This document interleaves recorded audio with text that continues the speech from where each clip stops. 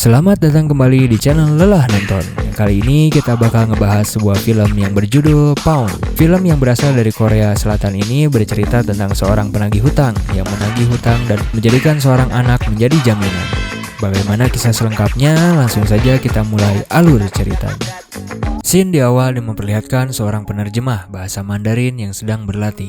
Ia bertugas menjadi penerjemah Menteri Korea Selatan dan penerjemah itu bernama Seung Yi. Menteri tersebut pun masuk ke ruangan tempat ia berlatih. Ia bertemu dengan Seung Yi dan mengucapkan selamat kepadanya. Lalu Seung Yi pergi ke toilet. Ia merasa gugup dengan pekerjaannya sekarang. Lalu tiba-tiba telepon masuk. Di telepon tersebut ada seseorang mengatakan bahwa ia telah menemukannya dan menanyakan apakah rapatmu sudah selesai. Mendengar hal itu, Seung Yi terkejut. Setelah pekerjaannya selesai, ia langsung pergi berangkat ke bandara menggunakan taksi. Di dalam perjalanan, ia berkata dalam hatinya bahwa ia telah mencari seseorang selama 10 tahun dan ia akan menemuinya hari ini. Scene lalu memperlihatkan ke tahun 1993 di Incheon, Korea Selatan. Di scene tersebut memperlihatkan Do-seok dan Jong-bae. Mereka berdua adalah seorang debt collector yang akan melakukan apa saja demi uang. Setiap hari mereka berdua selalu mendatangi orang-orang yang berhutang kepada kantornya. Sampai saat mereka berjalan, mereka bertemu dengan seorang ibu dan anak yang berhutang kepadanya. Mereka lalu mengejar ibu dan anak tersebut. Ibu tersebut bernama Myung-ja. Ia mengatakan bahwa ia akan membayar hutangnya besok. Dia juga berkata bahwa ayah dari anak ini baru saja meninggal. Do-seok lalu mengatakan bahwa ia sudah menunggak hutangnya selama 3 bulan. Orang-orang di sekitarnya hanya bisa melihat dan tidak berani untuk menolong Myung-ja. Do-seok lalu meminta jaminan kepada Myung-ja, namun Myung-ja mengatakan bahwa ia tidak memiliki apa-apa dan tidak bisa memberikan jaminan kepadanya. Do-seok lalu mengambil paksa anaknya untuk dibawa sebagai jaminan dan menyuruh Myung-ja untuk membawa uangnya besok. Di dalam perjalanan pulang, anak tersebut terus saja menangis karena ia dipisahkan dari ibunya. Jong-bae berkata kepada Do-seok, bagaimana jika besok ibunya tak datang membawa uang? Do-seok mengatakan itu tidak mungkin terjadi. Mana ada seorang ibu yang rela meninggalkan anaknya hanya karena hutang. Di sisi lain, Myung-ja datang ke tempat suaminya bekerja dahulu. Myung-ja meminta upah terakhir suaminya. Namun bos tempat suaminya bekerja mengatakan bahwa ia sudah memberikan upahnya. Dan ia juga mengatakan bahwa seseorang yang kabur dengan selingkuhannya tidak akan mungkin memberikan upahnya kepadamu. Ia lalu mengatakan bahwa ia mengetahui kalau Myung-ja adalah imigran ilegal yang datang ke Korea. Namun Myung-ja tetap memaksa. Ia meminta bantuan kepadanya karena ia harus membayar hutang untuk menebus anaknya. Namun bos tempat suaminya bekerja tidak mau membantunya. Myung-ja lalu menelepon pamannya. Ia berkata dalam telepon tersebut ia meminjam uang kepadanya. Lalu dalam telepon tersebut pamannya mengatakan bahwa ia sudah berpesan kepadanya dahulu bahwa hidup di dunia ini tidaklah mudah. Dan ia juga mengatakan bahwa ia akan mengirimkan uang kepada Myung-ja. Saat Myung-ja menelepon, bos tempat suaminya bekerja dahulu melihatnya. Ia juga lalu menelepon seseorang. Saat malam tiba, Myung-ja memberikan kabar kepada Do-seok bahwa ia akan membawa uangnya besok jam 9 pagi. Do-seok lalu memberikan balasan kepada Myung-ja bahwa anaknya baik-baik saja dan akan menginap di rumahnya malam ini. Saat Myung-ja keluar dari telepon umum, ia terkejut karena melihat ada 2 orang polisi di hadapannya. Scene lalu berpindah, memperlihatkan Do-seok yang sampai di rumahnya. Ia lalu menyuruh anak kecil yang ia bawa ke sebuah kamar dan menyuruhnya untuk tidur. Do-seok dan Jong-bae lalu membicarakan tentang anak tersebut.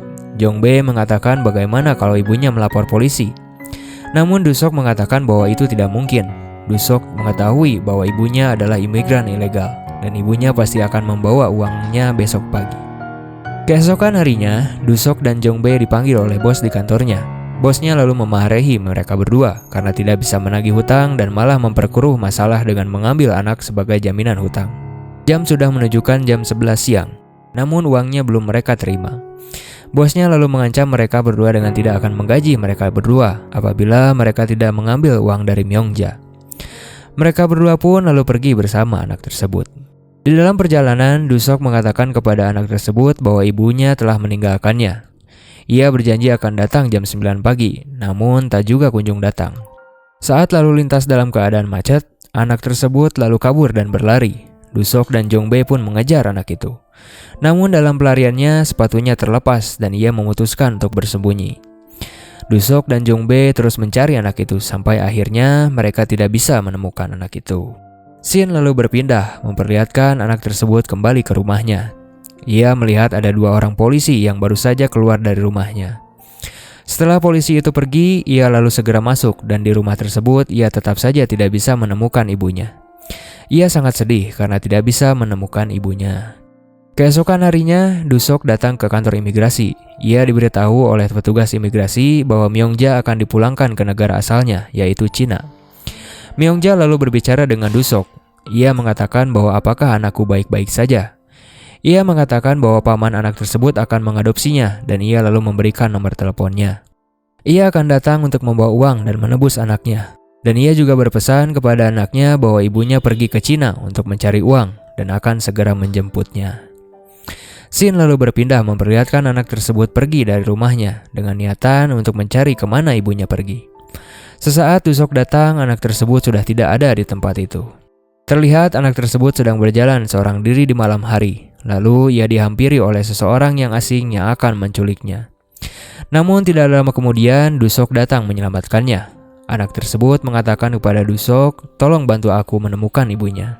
Dusok mengatakan kepada anak itu bahwa ibunya telah pergi ke Cina untuk mencari uang dan ia juga memberitahunya bahwa ia akan diadopsi oleh pamannya, seseorang yang kaya. Anak tersebut lalu menangis mengetahui ibunya telah pergi. Di dalam mobil saat perjalanan pulang, Dusok mengatakan bahwa nanti ada pamannya yang datang yang akan menjemputnya. Dan Dusok mengatakan ia hanya perlu tinggal beberapa hari bersamanya sebelum pamannya menjemput. Keesokan harinya, anak tersebut terlihat membereskan tempat tinggal Dusok. Lalu Dusok dan Jongbe pun kembali ke rumah itu dan terlihat terkejut melihat tempat tinggalnya begitu rapi sekarang. Lalu tiba-tiba ada telepon masuk. Ternyata telepon tersebut berasal dari paman anak itu. Paman anak itu mengatakan bahwa ia akan melunasi hutangnya dan membayar semua bunga hutang Myongja. Namun sebelum ia datang, ia berpesan untuk mengajak anak tersebut jalan-jalan dan membelikannya pakaian. Scene lalu berpindah. Dusok dan Jongbe mengajaknya ke Toserba untuk membelikannya pakaian. Anak tersebut mengatakan bahwa ia tidak mau dipanggil jaminan. Ia mengatakan bahwa namanya adalah Seung-yi. Dusok dan Jongbe membelikan banyak pakaian untuknya dan juga memberikan makanan yang enak untuknya. Seung-yi juga mengatakan bahwa ia mau pergi ke sebuah konser idola favoritnya yang malam itu sedang digelar. Mereka berdua terpaksa membawa Seung-yi ke konser tersebut untuk memenuhi keinginan Seung-yi. Seung-yi sangat senang di hari itu. Ia sangat berterima kasih kepada Dusok karena telah membelikannya pakaian dan mengajaknya ke sebuah konser. Sesampainya di rumah, Jongbe membuatkan kue dan lilin di atasnya untuk Seung-yi. Jongbe mengatakan bahwa ini hari terakhir Seung-yi berada di rumah ini dan kita harus merayakannya. Namun Seung-yi terlihat sedih karena harus pergi dari rumah itu, dan ia pun lalu pergi ke kamarnya. Jongbe lalu bertanya-tanya mengapa Seung-yi merasa sedih, seharusnya dia merasa senang karena bisa hidup di keluarga yang kaya. Keesokan harinya, Dusok mengantarkan Seung-yi ke terminal untuk bertemu dengan pamannya. Ia memberikan pager ibunya kepada Seung-yi dan menyuruhnya untuk memberinya kabar setelah ia sampai di Busan. Akhirnya pamannya pun datang, tapi ada yang aneh, Seung-yi tidak mengenali orang tersebut. Pamannya mengatakan kepada Dusok bahwa ia bertemu dengannya terakhir kali ketika ia berumur 4 tahun. Bahkan saat ia membuat pernyataan yang ditulis di buku Dusok, ia juga tidak mengetahui nama Seung-yi. Saat akan berpisah, Dusok memberikan foto Seung-yi dan ibunya. Ia mengatakan kepadanya jangan lupa untuk terus mengirimkannya pesan melalui pagernya. Akhirnya Seung-yi pun berangkat dengan pamannya. Namun perasaan Dusok begitu campur aduk. Ia juga merasa sedih harus kehilangan Seung-yi. Keesokan harinya, Dusok masih saja merasa sedih dan tidak bersemangat kerja. Jongbe mengatakan kepadanya apabila kau merindukan Seung-yi, mengapa tidak mengirimkan pesan ke pagernya? Dusok lalu mengirimkan pesan kepada Seung-yi melalui telepon umum.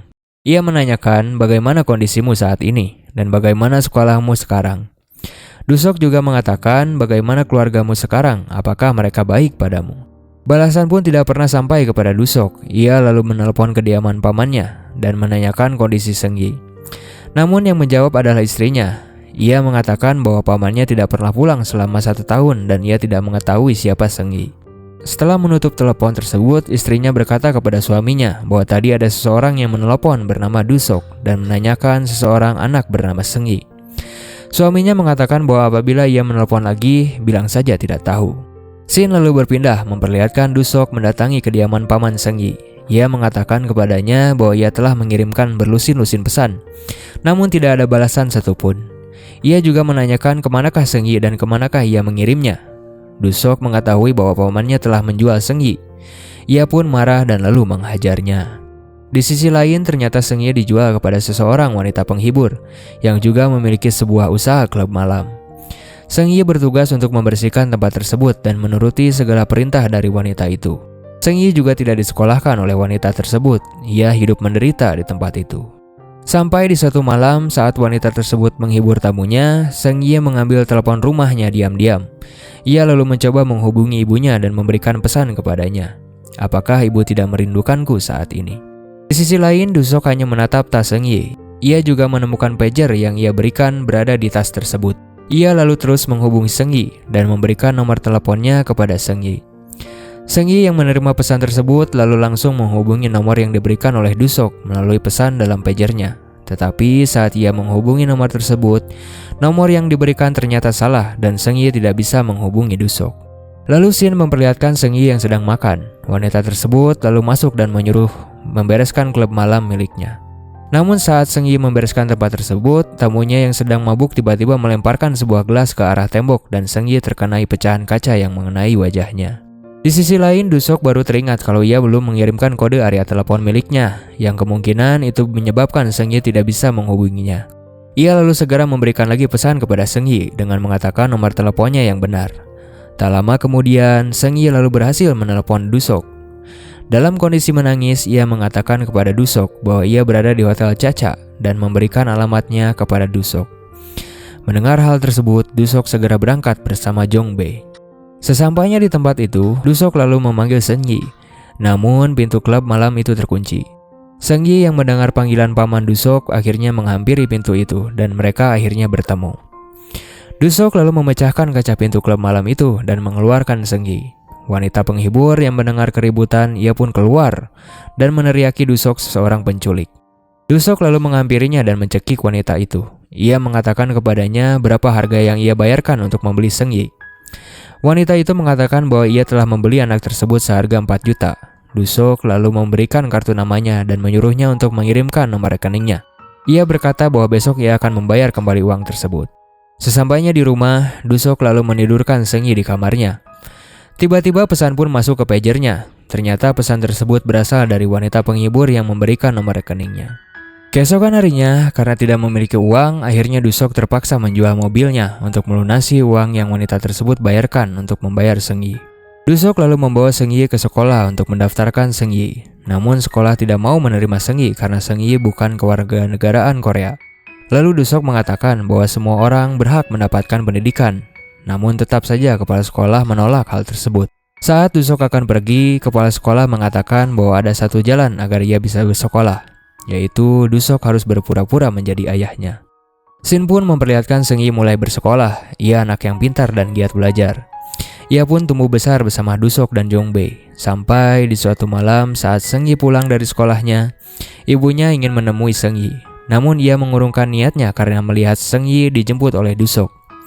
Ibunya terharu melihat hal tersebut. Anaknya sudah besar dan tumbuh sehat. Dusok hadir terus mendukung Seung Yi, menyemangatinya layaknya seorang ayah. Sampai akhirnya Seung Yi bisa duduk di bangku kuliah. Shin lalu berlanjut. Di suatu malam, Dusok menerima telepon dari Cina. Orang yang menelponnya adalah ibu dari Myongja. Ia mengatakan kepada Dusok bahwa Myongja sedang sakit keras dan ia sangat ingin sekali menemui anaknya Seung Yi. Shin lalu memperlihatkan Dusok membawa Seung Yi pergi ke Cina untuk menemui ibunya. Sesampainya di sana, Seung Yi melihat ibunya dalam kondisi sakit keras. Ia menangis karena baru bisa menemui ibunya. Mereka lalu berpelukan dan saling menangis melepas rindu satu sama lain. Dusok yang menunggu di luar saat Seung Yi bertemu dengan ibunya, ia lalu diminta masuk oleh Seung Yi karena ibunya ingin bertemu dengannya. Di dalam rumah tersebut, ibunya mengucapkan banyak terima kasih karena telah menjaga anaknya. Ia tidak tahu bagaimana lagi harus membayar hutang budi kepada Dusok. Ternyata penyakit ibu Seung Yi sangatlah keras dan tidak ada harapan lagi menurut dokter. Ia meminta bantuan kembali kepada Dusok untuk menemukan ayah kandung Seung Yi. Myongja mengatakan bahwa ayah kandungnya masih hidup. Mereka berdua lalu kembali ke Korea Selatan dan terpaksa Seung Yi harus meninggalkan ibunya kembali. Shin lalu memperlihatkan Dusok mulai mencari keberadaan ayah Seung Yi, mulai dari tempat kerjanya dulu, lalu terus menanyakan orang-orang di manakah keberadaan dari ayah Seung Yi, sampai ia pun bertemu dengannya. Dusok lalu menelepon Seung Yi yang berada di rumah. Ia mengajak Seung Yi untuk keluar dan mengajaknya ke sebuah restoran.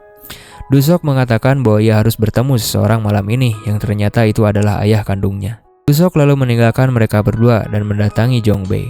Scene tersebut memperlihatkan Jong-bae mengatakan kepada Dusok, "Mengapa kau tiba-tiba mencari ayah kandungnya? Karena selama ini Dusok sudah mati-matian membesarkan Seung Yi." Dusok tak berbicara sedikit pun. Ia lalu pergi pamit pulang kepada Jong-bae. Saat Dusok sampai di rumah dan masuk ke kamar Seung Yi, ia sangat sedih. Mungkin ia tidak bisa lagi bertemu dengan Seung Yi. Namun tiba-tiba teleponnya berdering dan yang menelpon adalah Seung Yi. Di dalam telepon tersebut, Seung Yi memanggil ayah kepadanya. Seung Yi mengatakan mengapa ia meninggalkannya sendiri dan ia meminta Dusok untuk menjemputnya. Mendengar hal tersebut, Dusok sangat senang ketika Seung Yi memanggilnya ayah. Dengan perasaan senang, Dusok lalu segera pergi menjemput Seung Yi. Namun ketika di jalan, sakit yang selama ini ia tahan datang kembali dan membuat ia tak sadarkan diri sehingga motor pun oleng dan ia pun mengalami kecelakaan. Dan itulah hari terakhir di mana Seung Yi dan Dusok bertemu. Scene lalu kembali ke awal di mana Jong-bae yang menelpon Seung Yi. Mereka berdua selama 10 tahun mencari keberadaan Dusok dan belum pernah ditemukan. Sampai akhirnya mereka menemukan informasi bahwa Dusok dirawat di rumah perawatan. Mereka pun lalu bergegas pergi ke rumah perawatan tersebut. Saat mereka sampai di sana, kepala rumah perawatan tersebut mengatakan bahwa Dusok ditemukan saat kecelakaan 10 tahun yang lalu. Mereka berdua lalu pergi menemui di ruang perawatannya. Akhirnya mereka menemukan Dusok yang selama ini mereka cari-cari. Namun saat mereka berdua menemui Dusok, ia hanya terdiam tak merespon dan tak mengenali mereka berdua. Sampai Dusok mengatakan nama Seung Yi dan mengeluarkan CD player milik Seung Yi. Seung Yi juga melihat buku tabungan Dusok dan ia melihat bahwa biaya selama ia bersekolah dan kuliah sudah Dusok siapkan. Akhirnya dengan perasaan haru, mereka bisa berkumpul kembali.